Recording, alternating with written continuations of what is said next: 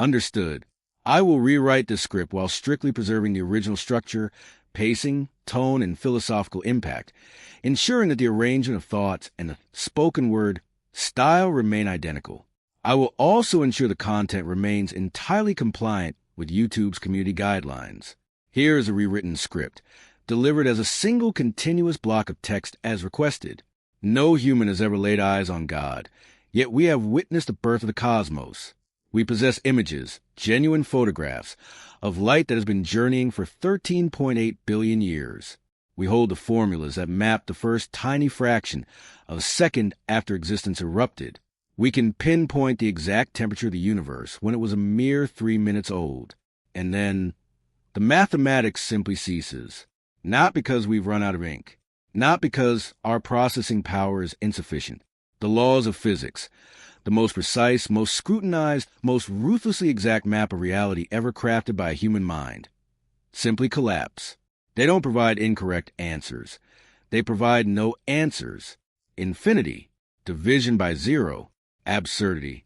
And in that void, in that precise location where physics falls silent, the most ancient inquiry in human history steps back to the door.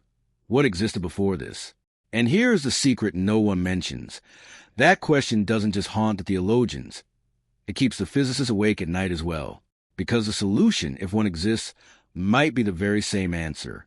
Or it might be something far more alien than either side is ready to admit. Imagine a fireplace. Not a modern gas one, but a real one. Wood, ash, the scent of a slow burn. You're sitting there late at night, watching a final log shift from orange to red to a faint, stubborn gray. You've seen this 1,000 times. The flame dies, the wood turns to ash, and the heat drifts up the flue to vanish into the midnight sky. Now here's a question no one asks while sitting by a fire. Where did the fire go? Not in a poetic sense, but literally. The energy that lived in that log. Where is it now? The wood began as a tree. That tree drew carbon from a breeze and sunlight from the heavens, spending decades assembling itself into a solid form. Then you consumed it in 40 minutes, and now the warmth is gone. The light is extinguished. The log is a pile of ash. Did something emerge from nothing when the fire ignited? Did something vanish into nothing when it faded? The physicists will tell you correctly that energy is conserved. The heat migrated into the room, into the air, up the chimney. The carbon returned to the atmosphere as carbon dioxide. Nothing was birthed. Nothing was erased. Everything was merely transformed. But the universe itself, the entire thing, does not have a chimney. The universe is a fireplace, the room, the flue, and the outdoor air combined. It is the totality. And when you ask where the energy originated to ignite it, when you ask what was burning before the first moment, there is no larger building to point toward. There is no outside. There is, as far as science can tell us, nothing. And yet here we are, sitting by the fire, warm. This is the question people believe they are asking. Was there a God? But here is the question they are actually asking, buried deep beneath the surface. Can something emerge from nothing? And here is the question no one stops to consider, the one that shatters everything open. What is nothing? Because we use that word as if we truly grasp its meaning. Nothing, emptiness, the total absence of everything, a blank slate.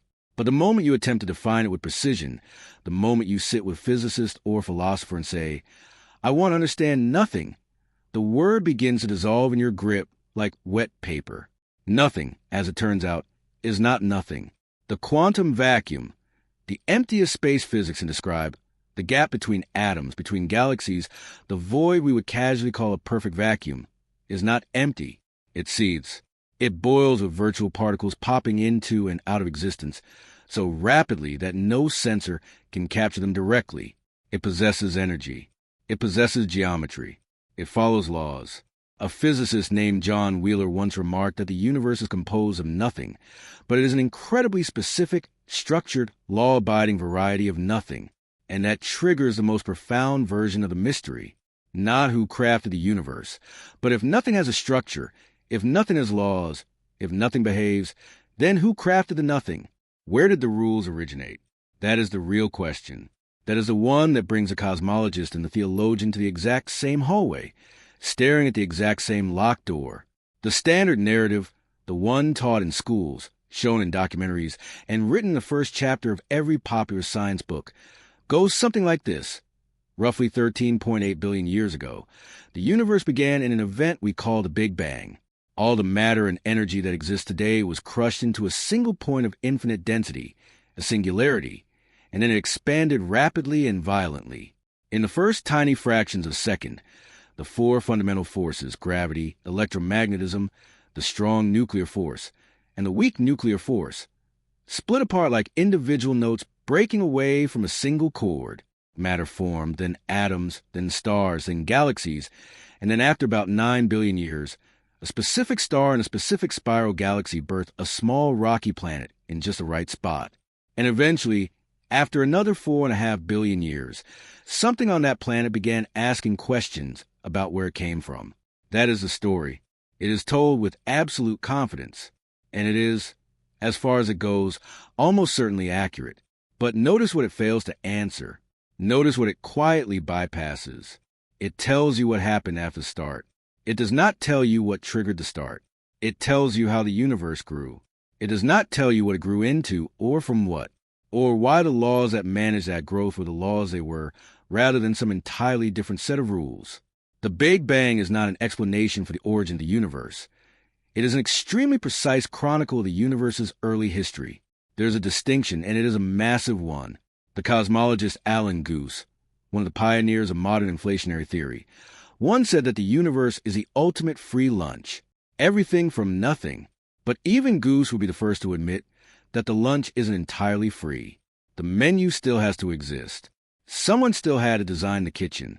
So, the textbook says the universe started 13.8 billion years ago. End of story. But the universe does something far more bizarre. It appears to have begun in a moment that had no before. This is not a poetic flourish. This is geometry. In 1983, two physicists, James Hartle and Stephen Hawking, proposed a no-boundary proposal. Their idea wasn't that time started at a specific second and nothing existed prior to it. Their idea was that time itself as a dimension, as a measurable entity, simply does not stretch backward past the Big Bang. Asking what happened before the Big Bang is not like asking what was west of Los Angeles before Los Angeles was constructed. It is like asking, what is south of the South Pole? The question has no answer, not because the answer is a secret, but because the question contains a grammatical error woven into the fabric of reality itself. Let that sink in for a moment. In their model, the universe has no boundary in time, just as the surface of a globe has no boundary in space. Walk far enough south, and you don't fall off an edge. You just eventually head north again. Time near the dawn of the universe behaves similarly to a spatial dimension. And in spatial dimensions, there is no before the beginning. There is only a surface curving back upon itself. If Hartle and Hawking are correct, and this remains a debate, not a settled fact, then the question, what came before the Big Bang, has no answer. Not because the truth is hidden, but because the question is like asking for the phone number of the color blue, which is either the most satisfying conclusion in the history of human thought, or the most elaborate evasion. I genuinely don't know which. Neither does anyone else. And that is exactly where it gets fascinating. Imagine you are standing in an endless white room. No walls, no floor in sight, just white in every direction, and somehow you are standing upon it. The air is warm. You feel fine. A bit disoriented, but fine. In front of you is a single clock. It is ticking. You watch it for a while. The seconds climb normally. 1, 2, 3. Time is moving. Everything is as it should be. Now the clock begins to run in reverse. 59, 58, 57. You watch it hit 0. And then nothing changes. The room is still white. The air is still warm. But the display on the clock now shows a glitch. It is trying to show a number smaller than 0, and instead of a minus sign, it shows a smudge. An error, a question mark. You walk up to the clock and look closer, and you realize the clock was never actually measuring time. It was measuring something that acted like time, something that increased in one direction, something that seemed ordered, something that gave you the sensation of before and after. But below a certain limit, that thing, whatever it was, simply does not exist. It has no lower value, not 0, not negative, just absent. The This is more or less what physics tells us occurs at the Planck time, roughly 10 to the power of minus 43 seconds after the Big Bang. A number so infinitesimal, it has no parallel in human experience. Our equations lose the ability to describe time entirely, not because something strange happened, but because time, as a smooth and continuous dimension, may not have existed in the conventional sense. Now here is where the thought experiment turns strange. You are still in the white room. The clock is still there, and you realize something. The room itself, the white expanse you've been inhabiting, has also only existed since the clock started ticking. There was no room before the clock. There was no you before the clock. There was no before the clock. You try to imagine stepping outside the room to see where it came from, and you realize you are composed of the room. You are the room observing itself. And the question you are trying to ask, what was outside before the room existed, requires an outside and a before that the room itself creates. Without the room, those words are meaningless. This is not a flaw in the thought experiment. This is the experiment functioning perfectly. Layer 1. What does it feel like? Think about the last time you woke up from a dreamless sleep. Not a dream where you forgot the plot, but genuinely nothing. No images, no noise, no sense of time slipping by. And then, suddenly you are awake. The room, the light, the pressure of your own body. In that transition, there was no moment where you felt the gap. There was simply a state where you were unaware. And then you were aware. The gap had no interior. It wasn't experienced as a void. The origin of the universe may be similar to that, not from a universe's perspective, because the universe has no perspective, but structurally. There was no time in which nothing existed, and was conscious of existing as nothing. The shift from no time to time has no internal record to report. Layer 2. What does the math say? The relationship governing all of this is deceptively simple. It is written as delta E times delta T is greater than or equal to h bar over 2. This is the energy-time version of Heisenberg's uncertainty principle. In human terms, it says this. The more precisely you try to pin down how much energy a region of space holds, the less precisely you can know how long that energy has been there, and vice versa. Energy and time are locked in an irreducible uncertainty. What this means at the quantum level is that empty space, true, absolute emptiness, cannot exist on a short enough time scale. The uncertainty principle forbids it. A region of space containing exactly zero energy for exactly zero time would break the law. So, space must constantly fluctuate. It must borrow energy for a moment and then pay it back, like a library with no late fees and books that teleport back to the shelf on their own. In the very early universe, on the shortest possible timescales, these fluctuations weren't small. They were the universe.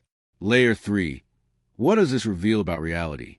It tells us that the word nothing may be physically nonsensical, that a state of pure, absolute, lawless nothingness cannot exist, not because something stops it, but because the laws of quantum mechanics make nothing an unstable state. Even nothing wants to become something. Which brings us to the question this entire narrative has been building toward. Where did the quantum mechanical laws themselves come from? Who authored the uncertainty principle? And is the answer to that question, whatever it may be, what people have always meant when they say God? At the quantum scale, smaller than an atom, smaller than a proton, at the absolute edge of what any tool can probe, the vacuum is not silent. It fizzes with virtual particles. Two particles flicker into being, attract one another, and annihilate back into nothing in a time frame so brief it makes a nanosecond look like eternity. This is not a theory. The Casimir effect, measured in labs, reproducible and boringly reliable, proves that two metal plates placed close together in a vacuum feel force pushing them toward each other. The force comes from virtual particles that can fit in the gap between the plates versus those that cannot. The vacuum pushes. The nothing has a preference. Scale up to the human level, and these fluctuations vanish. You don't feel the vacuum fizzing. Your coffee stays on your desk and doesn't spontaneously teleport. The quantum fuzziness averages out into the solid, predictable, comfortably boring world of classical physics. Tables are hard. Gravity pulls down. Causes come before effects. Scale up further to the solar system. Here, general relativity takes over. Space itself is not a flat sheet. The sun warps the space-time around it. Mercury's orbit shifts slightly differently than Newton predicted because it isn't just moving through space. It is moving through curved space-time. Time passes measurably faster at the peak of a mountain than at sea level. We know this not from a textbook, but from GPS satellites, which must be adjusted for relativistic time dilation, or they would be off by kilometers every day. Scale up to the cosmic. Here the questions become almost unbearable in their magnitude. The observable universe is 93 billion light-years across, not because it is 93 billion years old, but because space itself has been stretching, pulling the light as it travels. Beyond what we can see, the universe continues, perhaps forever. Some models suggest our Big Bang was just one in an endless series of Big Bangs, each one a bubble forming in an eternal, churning quantum foam. An eternal inflation constantly birthing universes the way a river creates eddies. In this vision, our universe is not the final answer. It is one word in an infinite sentence, and the sentence has no first word. It has always been mid-sentence. If that is true, and it may be we honestly don't know, then the question, what came before the universe, has the same structure as the question, what came before time? It dissolves, not into an answer, but into a superior question. Why are there rules at all? Here is what we have been arriving at. Every civilization in human history, without exception, has looked at the existence of the cosmos and felt it required a reason, not just a description, but an explanation. Some of that answer is not just how, but why. Why is there something instead of nothing? Why these laws and not others? Why does the universe allow for complexity, life, consciousness, and the ability to ask the question in the first place? The religious answer has always been that something, someone outside the universe. Place it there. A mind, a will, a creator who existed before the act of creation. The scientific answer for most of the last century has been, we'll get there, just give us time. But here's what they didn't tell you in the church or the classroom. The two answers are merging into the same problem. Because quantum mechanics, our most accurate description of physical reality at its core, cannot be written without the concept of observation. The equations describe a superposition of possibilities. The collapse of that superposition into a single reality requires something to interact with it. The universe, in its quantum form, does not simply exist. It exists relative to something. John Wheeler, one of the 20th century's most brilliant physicists, spent the final decades of his life arguing that the universe is fundamentally participatory. That consciousness, not as a magical ingredient, but as a physical process of information, is not a passenger in the universe, but a co-author of it. He called it the participatory anthropic principle. The universe, he proposed, requires observers to bring about observers. It is a loop. It bootstraps itself into existence. I am not telling you this as a fact. It remains a subject of intense debate. What I am telling you is this.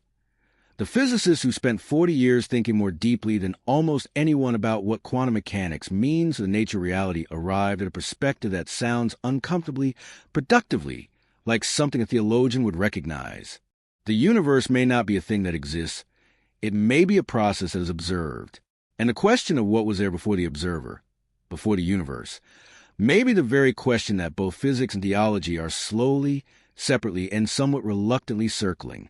What does it mean to be a human being in a universe that cannot explain its own beginning? Every generation has lived with mysteries. Most of those mysteries eventually gave way to experiments, to math, to the patient gathering of evidence. We discovered the Earth was a sphere, that it orbited the sun, that the sun was a star, that the stars were unimaginably distant, that there were galaxies, and that there were hundreds of billions of those galaxies. Each answer erased a mystery and uncovered three more. But this question, the question of origin, of the first cause, of what grounds existence itself, has not given in. It has only grown deeper. And there is something vital in that. Not discouraging, but vital. Because the universe didn't have to be the kind of place that could produce beings capable of asking questions about it. The constants of physics, the strength of gravity, the mass of the electron, the speed of light, are tuned with precision that defies imagination. Shift any of them by a fraction of a percent, and there are no stars, no chemistry, no life, no questions. The universe looks, from our vantage point, almost as if it were designed to be understood. almost as if it wanted to be known, whether that appearance points to a designer or simply reflects the fact that only understandable universes produce understanders, is a question that remains. It is a question with no consensus in physics, philosophy, or theology. And perhaps the most honest thing any of us can say, scientist, philosopher, believer, or skeptic, is this: I don't know. No one knows yet. And the fact that we are capable of not knowing this, capable of feeling the gravity of the question, capable of being awestruck by our own ignorance, that in itself is one of the most strange and beautiful facts about the universe we inhabit. Here is a specific thing to hold in your mind. Right now, at this exact second, in the gap between you and the screen you're reading this on, virtual particles are appearing and vanishing. Not as a metaphor, not approximately, but actually, the quantum vacuum between you and these words is alive with flickering energy, with a constant, silent hum of something emerging from nothing and returning to nothing faster than any clock can track. This has been happening since before the Earth was born, since before the sun ignited, since before the first stars lit up the dark of the early universe. The vacuum has always behaved this way, because the vacuum cannot be perfectly still. The laws of physics will not allow for absolute emptiness. Now consider what this means for the question we started with. If even the vacuum, even nothing, cannot exist without laws to govern it, then the question is not whether there was something before the universe. The question is whether there could have ever been a true nothing. A nothing with no properties, no laws, no quantum behavior, no structure whatsoever. And the answer, as far as physics can tell us, is probably not. A true nothing is not a stable state. It would immediately become something. Which means the question, what existed before God, may be the wrong shape for the question we are actually trying to ask. The question might be, what kind of something has always existed? A quantum vacuum? A mathematical structure? A consciousness? A will? We do not know. The equations stop. The theologians speak. The philosophers argue. And the virtual particles between you and this sentence keep appearing and disappearing, indifferent to all of it. Proof that nothing, properly understood, has never really been nothing at all. The universe doesn't begin with a bang. It begins with a question.